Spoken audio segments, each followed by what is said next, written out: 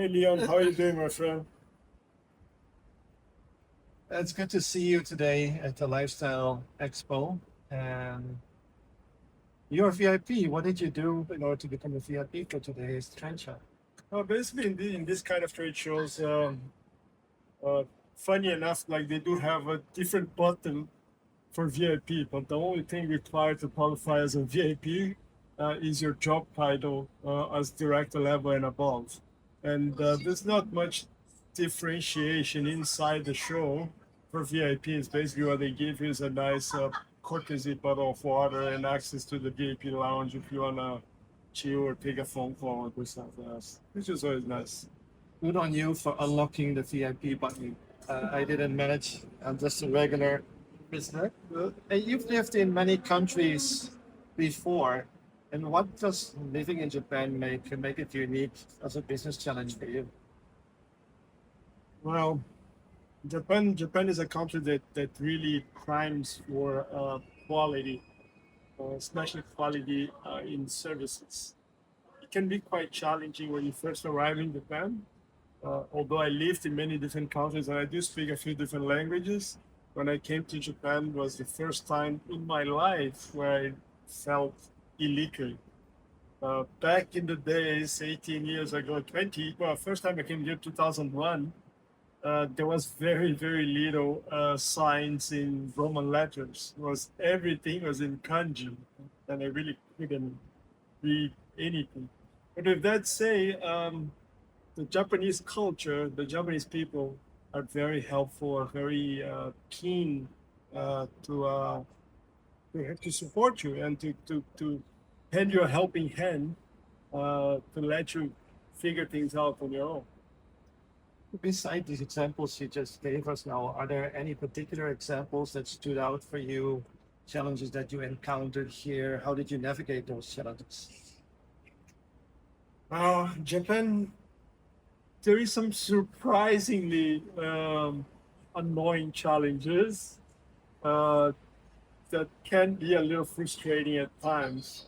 For instance, to set up your bank account or to get your first mobile phone provider, uh, it is surprisingly difficult in Japan for no apparent reason. While in most countries, you just go in and out of a store and you get all of those settled up in few minutes. So you made it to being a successful business owner here in Japan. What kind of successful qualities do you think you need in order to succeed in Japan? I think the number one thing you need in Japan is patience and perseverance. Meaning, don't give up. Be patient. Things take time. Um, Almost nothing happens on your schedule. But once you understand the system, once you understand how things work, Japan is extremely efficient. Good example of that was when I became a permanent resident in Japan, and they told me to return to the ward office to pick up my card. They told me, "Oh, you can come back on the day 20 at 2 p.m." And without a doubt, I went to the office on day 20. I arrived early. I arrived at 1:50. And when I went to the booth, to the counter with my paper, saying, "Oh, I'm here to pick up my card. I wonder if it might be ready." And they look and say, like, "Oh, but you're too early. Still 1:50." And I'm like, okay. And they say, like, "Oh, you have to come back at 2 o'clock." But that was like a 10 minutes difference. It's like, "Oh, I just gonna wait there. Is that okay?" And they say, like, "Okay, you can wait." And without no joke, we like no joke at all. At 1:58, this old lady came pushing a cart with a box full of cards, including mine, literally 2 minutes before 2 o'clock. And as soon as that cart lady arrived, the guy who I spoke early just waved at me and said, "Your card is ready." So those kind of things make Japan a unique and super nice and efficient place to be. I understand you also lived some time in Singapore. That's correct. What are some of the leadership style differences that you see between Singapore and Japan? So even in Singapore, Japan is a reference for quality. Everybody in Singapore and across Southeast Asia in general, um, it's even used as a marketing tool to say, oh, this product is Japanese, or this product is it came from Japan, or the stores in Japan sell this product. So it makes it a staple of quality. Anything coming from Japan. With that say, leadership in Singapore are much more dynamic, are much more directional. In Singapore, a leader don't need to be 100% on target. If it is 99% in the right direction, that is good enough because it's moving, it's pushing the business in the right direction. While in Japan, if you're not 100%, nothing happens. Everything is stop and stall until you reach that 100% before you can move to the next step. What are some of the current innovations in Japan that you see happening right now that you're most excited about? I wouldn't qualify that as innovation, but Japan is putting a lot of effort in moving towards paperless business cards. I think Japan is one of the last countries in the world that still have a very, very strong culture in exchanging paper business cards.